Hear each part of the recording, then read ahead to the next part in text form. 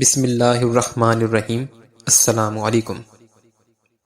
سیدنا عبداللہ بن عباس فرماتے ہیں کہ سیدنا ابراہیم شیر خوار اسماعیل اور ان کی والدہ ماجدہ کو ساتھ لے آئے اور کعبۃ اللہ کے پاس روحا کے مقام پر اوپری جانب مسجد کے بلائی حصے میں چھوڑ گئے۔ اس وقت وہاں نہ پانی تھا اور نہ کوئی آدمزاد۔ دونوں کو وہاں بٹھایا، ایک تھیلی اور برتن تھمایا جس میں تھوڑا سا پانی اور تھوڑی سی کھجوریں تھیں، اور واپس چل دیے۔ جانے لگے تو اسماعیل پیچھے پیچھے ہو لی اور پوچھا، اے ابراہیم، ہمیں اس وادی میں جہاں نہ کوئی مونس اور نہ ہی کوئی چیز ہے چھوڑ کر کہاں جا رہے ہیں؟ برہا پوچھا مگر سیدنا ابراہیم ہے کہ کوئی جواب تک نہ دیا اور پیچھے مڑ کبھی نہ دیکھا۔ بالآخر انہوں نے پوچھا کہ یہ اللہ تعالیٰ کا حکم ہے؟ سیدنا ابراہیم نے فرمایا، ہاں۔ کہنے لگی، تب ہمیں اللہ ضائع نہیں کرے گا۔ پھر بچے کی طرف پلٹ آئیں۔ سیدنا ابراہیم چلتے چلتے ثنیہ مقام پر پہنچے اور شفقت کے جذبات سے مغلوب ہو کر مڑ کر نظر دوڑائی۔ سیدہ ہاجرہ اور سیدنا اسماعیل اوجھل ہو چکے تھے۔ کعبہ رخ ہو کر دونوں ہاتھ اوپر اٹھائے اور یہ دعا فرمائی، اے رب، میں نے بسایا ہے اپنی اولاد کو ایسے میدان میں جہاں کھیتی نہیں۔ تو لوگوں کے دل ان کی طرف مائل رکھ، انہیں میووں سے روزی دے تاکہ وہ شکر کریں۔ سیدنا ابراہیم کا دیا پانی جب ختم ہو گیا تو دونوں پیاسے ہو گئے۔ ماں نے لختے جگر پر نظر ڈالی اور صفا پر کھڑی ہو گئی۔ اس پار تا حد نظر کوئی دکھائی نہ دیا۔ نیچے اتری، جب وادی کے دامن میں پہنچی تو زور لگا کر مروہ پر چڑھ گئی۔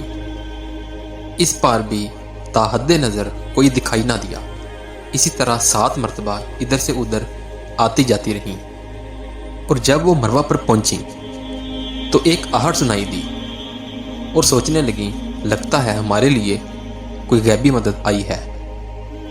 انہوں نے فوراً اسے مخاطب کر کے نیکی کے نام پر مدد کی درخواست کی تو حضرت جبرائیل علیہ السلام ظاہر ہوئے اور انہوں نے حکم خداوندی سے حضرت اسماعیل علیہ السلام کی ایڑی کے نیچے یہ پانی کا چشمہ جاری کر دیا۔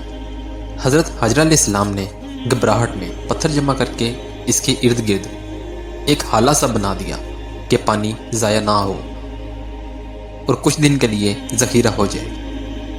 اضطراری حالت میں تحفظ آب کی اس کوشش کے بارے میں نبی صلی اللہ علیہ وآلہ وسلم نے فرمایا کہ ہاجرہ علیہ السلام اگر اسے محدود نہ کرتی تو یہ چشمہ ایک دریا بن جاتا اور پورے عرب کو سیراب کرتا۔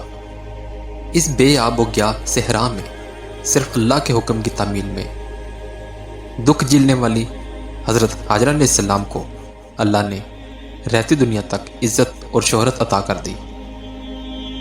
جس جگہ آپ دوڑی تھی، آج ہر مسلمان حج اور عمرہ کے لیے ان کی تقلید کرتا ہوا ان کی تکلیف اور صبر پر عملی داد دیتا ہے۔ ان کے بیٹے کے لیے اللہ نے جو کنواں پیدا کیا وہ ہر مسلمان کے لیے برکت، احترام اور شفا کا مظہر ہے۔ قیام مکہ کے دوران حجاج اپنے لیے کفن کا کپڑا خرید کر اس متبرک پانی میں بھگو کر اور خشک کر کے اپنے وطن واپس لے جاتے ہیں۔ سعودی حکومت نے حرم کعبہ کی توسیع میں زمزم کے کنویں کو جدید شکل دے دی ہے۔ پوری تاریخ اسلام میں آج تک کوئی شخص زمزم کا پانی پی کر بیمار نہیں ہوا۔ زمزم کا پانی جس گھر سے بھی پی لیا جائے اس کے لیے مفید ہوگا۔ اگر شفا کی گھر سے پیا جائے تو اللہ تعالیٰ تمہیں شفا دے گا، اور اگر پیاس کے لیے پیو گے تو اللہ اس سے تسلی دے گا، اور اگر سیراب ہونے کے لیے پیو گے تو اللہ تمہیں سیراب کرے گا۔ حرم شریف کے ایک خادم نے بتایا کہ ایک کینسر کا مریض جو جاں بلب تھا، لوگ اسے اٹھا کر نماز کے وقت مسجد میں لاتے تھے، روزانہ زمزم پیتا اور اپنی رسولیوں پر ڈالتا۔ چند دن میں پوری طرح تندرست ہو گیا۔ حج کے دوران بلڈ پریشر کے کسی مریض کو کبھی کسی دوائی کی ضرورت نہیں پڑتی۔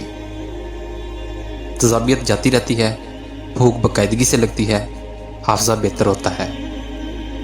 जो भी इसे यकीन के साथ पीता है अपना मतलब पा लेता है। ऐसी मज़ीद वीडियोस देखने के लिए हमारे चैनल को लाइक और सब्सक्राइब करें। अपना बहुत सा ख्याल रखिएगा।